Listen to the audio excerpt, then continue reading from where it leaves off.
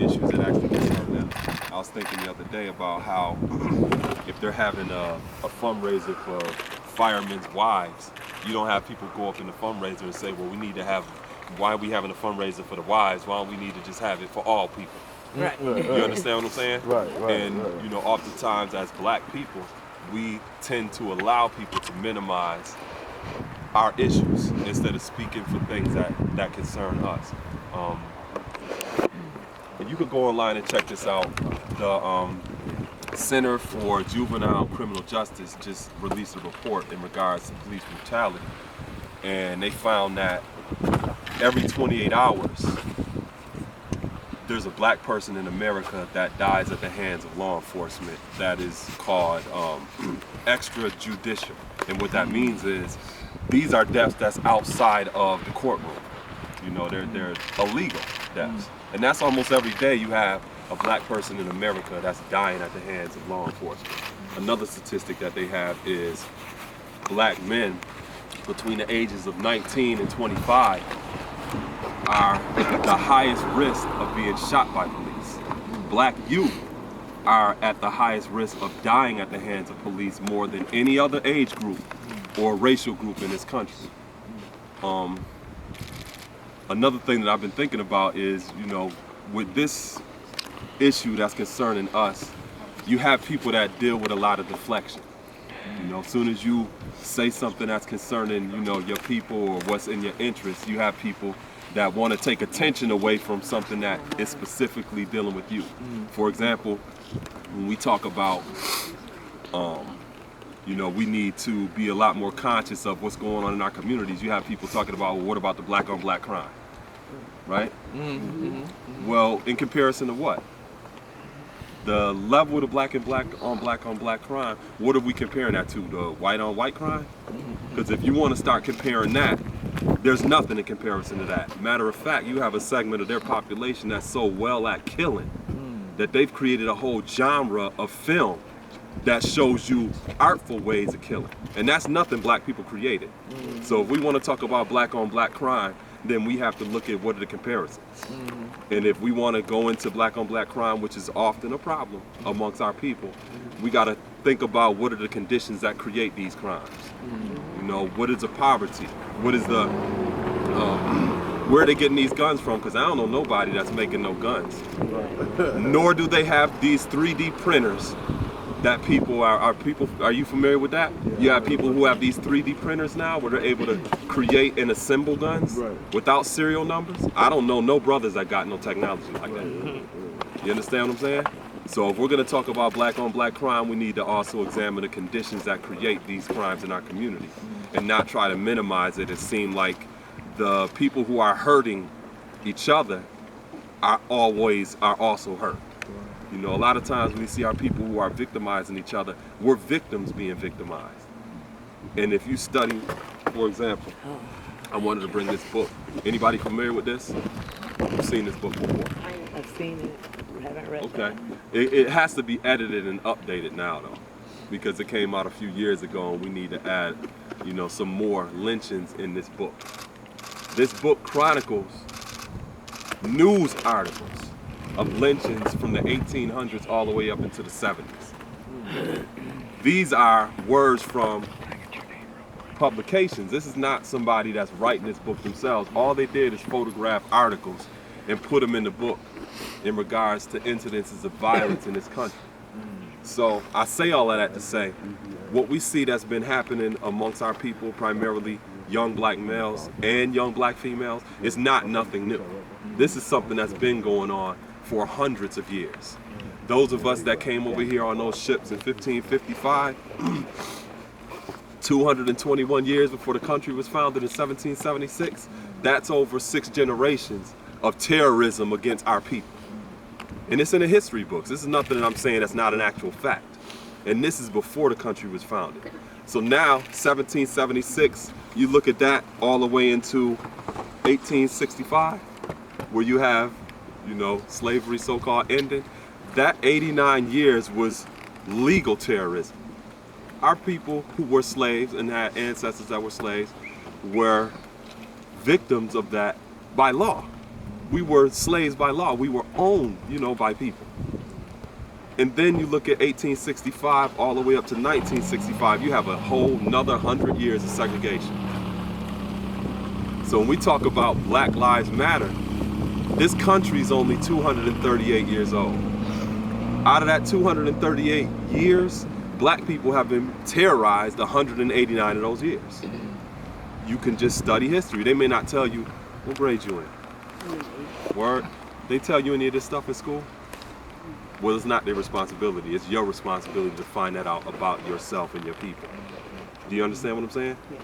Another reason why we're here is because we are showing publicly that we take responsibility for ourselves. We're not relying on somebody to speak for us. We're not relying on somebody to take care of us, or it's kind of like being in an abusive relationship. Black people have been in a dysfunctional, abusive relationship in this country since we've been here. By law, we've been devalued. First as slaves, and then secondly, segregated. You know what segregation is. You studied that in school. Well, I don't know it. So have you seen the time period in this country where you had white drinking fountains and you had black drinking fountains? And if you was black, you could not drink out of that white drinking fountain. Have you seen pictures like that? Yeah, they showed us in class. Okay, well, that wasn't that long ago. You probably have grandparents right now that saw that with their own eyes, that lived there. So, this is not ancient history. You understand? It's not ancient history, and it's important that we're mindful of who we are and what we need to do for ourselves, and not rely on anybody to do it for us. Like I said, out of the 238 years we have been in this country, 189 of those years we were not allowed to participate in American society. 89 years we were slaves. Another 100 years we were segregated. We just started to get certain laws and freedoms in the 1960s. So if you look at that, 189, 238, that's over 75% of the time we've been in this country. We've been looked at as less than, as thugs, as savages, as not equal to the dominant society. And when I say the dominant society, I'm talking about the white status quo. We've not been looked at as equal. So we're not here to say Black Lives Matter to convince nobody. One of the things we're here for is to make sure that the public knows that we have people in this community who care about themselves. We're not quiet about that. We're not apologizing about that. If I say that I'm a black man, I'm not saying it with my head down. I'm proud of that. And there are people, especially our young, who need to have the same type of consideration for themselves, because we're killing each other. And we learn from the greatest killers on the planet. And that is a fact. So with that said, I just want to open it up for somebody else.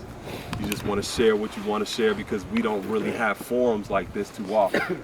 You know, in this city we have a very large religious community, you know, and with incidents like this, people tend to want to be quiet and just pray about it.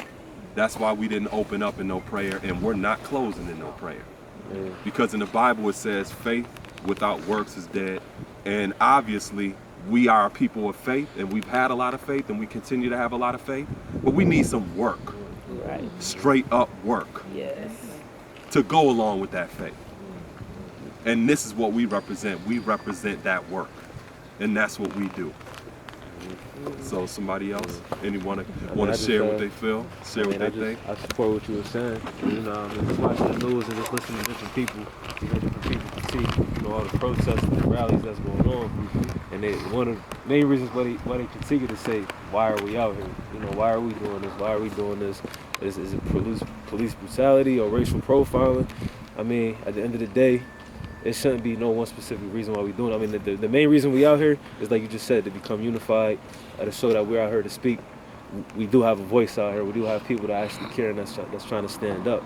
And, you know, whether it was because of an unfortunate event, we need to take this right here, how we just, you know, we have, 10, 12 people that's out here? I mean, we need to just take charge, take initiative, and just, just keep it moving. And people are going to follow. People are gonna follow. And you know, it's like and I respect the part about this isn't a religious thing, you know, because religion often separates many people. Okay, I'm Christian, you know, I'm this denomination, he's this denomination, I'm Islam, I'm Buddhist. That right there creates separation as well, but at the end of the day, we're all human. You know, and that's what we need to be fighting for. We're human, all lives do matter, but right now we're speaking for black lives because so often it's overlooked. And, you know, that's why I'm here. I just want to add on another thing too. I appreciate Councilman Walker as well as Councilwoman Reverend being here, because one thing that you will notice is just generally they are oftentimes the biggest targets of people who want to keep things the way that they are, who are comfortable and who are satisfied. And the fact that they're here right now, fearlessly, standing with us in unity says a lot, because they don't have to be, you know? And that is something that is also important in regards to speaking for people who are visibly and actively showing that they represent change in this community, because there's a lot of people who don't want to see anything like that happen. Yeah. Like you said, it's a lot of honest lies that go on that's said about, you know, the council members that gives us a bad perception of, you know, what you are doing. So it's a beautiful thing to see you out here in this cold with us. Well, you know, the other thing too is, and I was well into my 40s when I really learned the power behind it, is once you take the risk and use your voice one time, it starts to become easier. And it becomes easier and easier and easier. It's scary the first time. When I first got involved in women and children's rights, I mean, I was whispering, and now I shout it out, because you gotta just be a little bit brave, and the first time you speak up and use your voice, it gets easier and easier, and you'll be able to do it over and over and get louder and louder. And it's not about being angry, and it's not about being violent. It's about the fact that we have a voice. Everyone has a voice, and your voice needs to be heard. But if you don't speak up, it's going to stay the same way that it is. In this city, we live in one of the most beautiful places in the world. This city should be thriving. But it's because there's a small group of people that want to be big fish in a dirty little pond, and they are keeping it down. And it's too bad, because we can't. I mean, you can ask Mr. Walker. You think twice every day about running for office because of the way you get treated. But somebody's got to stand up, but you guys got to start standing up with us too. And you got to sing your voice out, whether you're gay, whether you're black, whether you're a woman. You got to let your voice be heard. You got to stand up. And you kids,